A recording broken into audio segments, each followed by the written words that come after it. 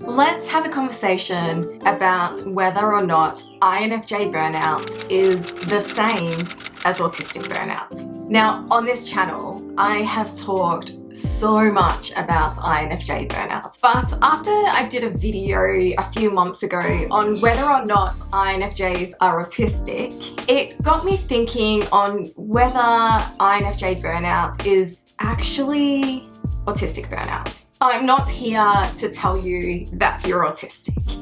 Only you will know that, and only a professional who can diagnose you would know that. And I'm certainly not painting myself to be the expert of INFJs and neurodivergent individuals. I'm a counsellor who is passionate about providing therapy for INFJs, but also for neurodivergent individuals. And quite often, more often than not, I see the overlap, which is why I did the video on if INFJs are autistic. And you guys, wow, the response to that was amazing. And so in this video, I really do want to have the conversation and hear from you on if you think INFJ burnout is actually autistic burnout. Let's begin with how I describe INFJ burnout. In all of my other videos where I've talked about this, I talk about how it causes, that extreme exhaustion, that extreme fatigue. We become more irritable. We get more sensitive to loud sounds and bright lights and all of the things that happens in society. We struggle to socialize. We really need to have that alone time. We feel like our nervous system is on edge and it feels way more fried. Now, when I've done those INFJ burnout videos, I, at the time, hadn't actually researched much about, or I hadn't even had the thoughts yet on if INFJs were autistic. But even now, as I describe INFJ burnout, I'm thinking, wow, that sounds really similar, right? And I have shared that I personally have not been diagnosed with autism, but I've had a lot of people say to me, you come across quite autistic. Now, what are the symptoms of autistic burnout? What does the wide web tell us on what autistic burnout looks like? And I'm just going to read some of the symptoms that can come up for a neurodivergent person when they're going through burnout. Common symptoms can include, number one, increased sensitivity. So autistic people have this heightened sensitivity to sensory input, such as lights, sounds, or textures. And what did I say about INFJ burnout just before? The second symptom can be fatigue.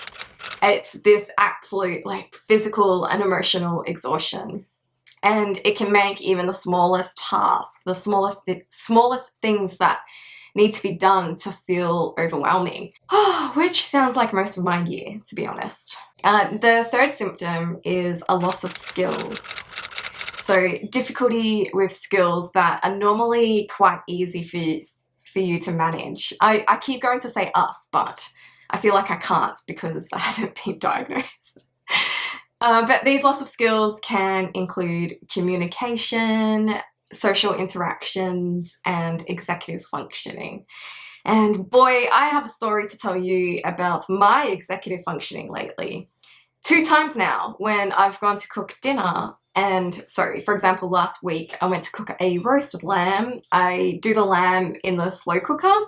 And then about an hour and a half before that's ready, I put the potatoes in the oven and I smear it with the broth that's in the slow cooker. It's delicious. So I go through the process of cutting the potatoes, putting the broth on top of the potatoes, and I placed it in the oven. And when it came to dishing up the meal and providing this beautiful roast lamb, which is my youngest daughter's favorite meal, I went to pull the potatoes out of the oven only to realize I forgot to turn the oven on. A fourth symptom for people going through autistic burnout is social withdrawal. So the need to retreat from social situations and a feeling like you just can't engage with other people. Now, whoa, that to me, That's part of INFJ burnouts. I'm not saying INFJ burnouts is the same as autistic burnout, but so far they look very similar. Number 5 is mood changes. So more anxiety, irritability, and depression. Number 6 is difficulty with routine. So struggling to maintain daily routines or changes of habit. Now, I never really mentioned that in INFJ burnouts, so perhaps that is one of the differences between the two. You let me know what you think about that. Number 7 is physical symptoms, such as having headaches, stomach aches, other physical discomforts that come from stress. I'm pretty sure I talk about that as well in quite a few of my INFJ burnout videos. And then, number 8 is cognitive overload, which basically means like trouble concentrating, processing information, or making decisions. What do you think? Do you think that sounds similar to you? I guess some of the differences with INFJ burnouts and autistic burnouts is that INFJ burnouts can be caused by too much socializing and just generally having too much on the calendar, which is why I probably always burn out by this time of year, because my calendar just gets so full before we even reach Christmas. However, even saying that with too much socializing, like that could still be an autistic burnout thing, especially if you are somebody who is masking. Okay, so what causes autistic burnout? So autistic burnout, not INFJ burnout. The internet tells us that it can be caused by chronic stress, masking, which if you don't know what masking is, it's basically that extra effort that you put in to hide some of your autistic traits or behaviors so that you feel like you can fit in with general society and neurotypical people. And that is so exhausting and causes intense emotional fatigue. Autistic burnout can be caused by sensory overload. So if you're in the wrong environment and that can just get too much. Social isolation, meaning that lack of supportive social networks, or even feeling misunderstood can cause that social isolation and that emotional exhaustion. But again, I have often talked about how INFJs do feel misunderstood, like they don't fit into society, like they're a fish. What's the saying again? A fish out of water. Can you tell that I'm exhausted? Changes in routine. So this isn't for everybody, by the way. This is not like for every autistic person, but often for neurodivergent people that established routine is quite helpful and needed. But if you have a change in routine, it can become quite disruptive, and then it creates stress, and then that can lead to burnout. Mental health issues, so co-occurring conditions such as anxiety or depression can can exacerbate the feelings of being burnt out, and physical health. So chronic illnesses or fatigue, which comes up quite a lot actually, I've noticed, for neurodivergent people.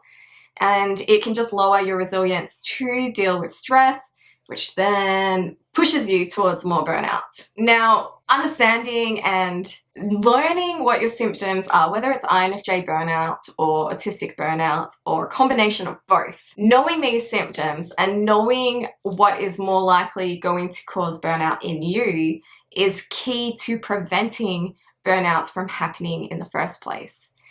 I often talk about coming to a place of self-acceptance as an INFJ. And if you're an autistic INFJ, self-acceptance really is key for you. But I never actually talk about what self-acceptance can look like. And I've been thinking about this over the last couple of days as I've been reading more and watching videos and reading about how important it is for autistic people to allow for accommodations in their life. And I think that part of self-acceptance is accepting these accommodations for yourself. What do I mean by this? And I'm not going to go into this too much because I think that could be a whole other video that we could talk about accommodations for INFJs or autistic people or autistic INFJs. But as an example, if you know that walking through the supermarket is going to be overwhelming for you because of the loud noises and the lights and the people, then an accommodation for you could either be having your groceries delivered, going shopping during quiet time. So I was recently at Coles, which is our, supermarket, and it was quiet hour. So it's designed for people who have sensory overload. I wasn't planning to go at that time. I just happened to go there and it was beautiful. And I thought, wow, I need to make sure I go during quiet hour way more often.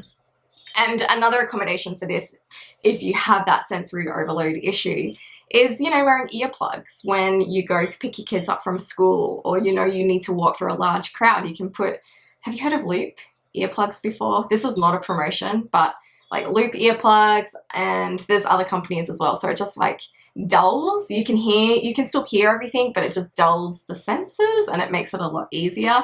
And it's actually designed for neurodivergent people. Let's actually talk a bit more though about what we can do to recover from burnout. First and foremost is the rest and recovery. You need to rest, you need to have the downtime, you need to recuperate, you need to take a break. The sensory regulation.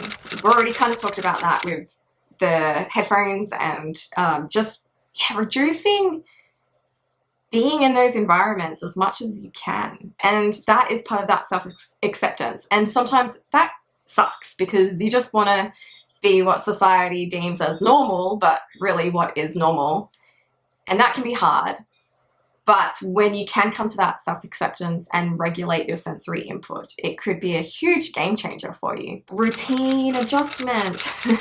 So simplifying your daily routine. So just focusing on those essential tasks. And that's something I'm learning that I have to do because I put a lot of pressure on myself to produce content for Paper Crane of Hope and to give, and then do the mum stuff, and then lo and behold, I failed the housewife things. And honestly, my husband, he makes a far better house husband than I ever am, and he ever could. And he's the one that works like ridiculously long hours outside of the home, yet he still has the energy to come and do all the chores that I don't seem to get around to doing. I'm very lucky. Self-compassion, being gentle with yourself, recognizing that burnout is your experience, your valid experience, and that's okay, and to love yourself through that and to love yourself through recovery. Having support systems in your life,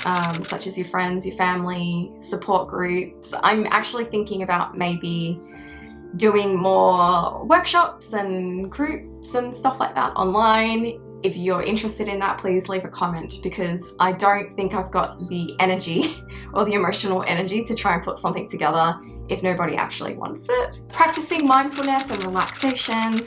You can watch a whole bunch of videos that I have on that. Seeking professional help, such as from myself as a counsellor. I love providing, you guys are my favorite people, basically. Focusing on having a healthy lifestyle, on, eating right, hydrating, drinking plenty of water, sleeping well, exercising, going for walks, being in nature, setting boundaries.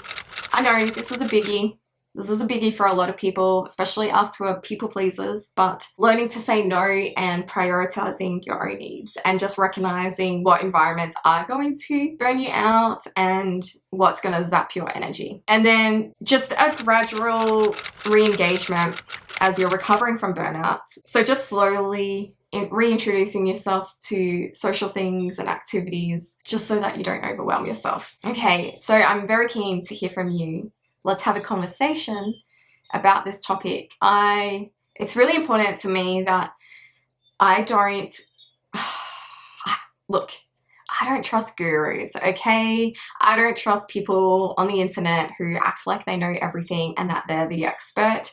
And I know I'm probably just like shooting myself in the foot right now because they all say like, you wanna like be the expert on YouTube. But that just goes against my values because I believe that you are the expert of yourself. And so I really do want to hear from you on what it is that you think about this and if it relates to your life.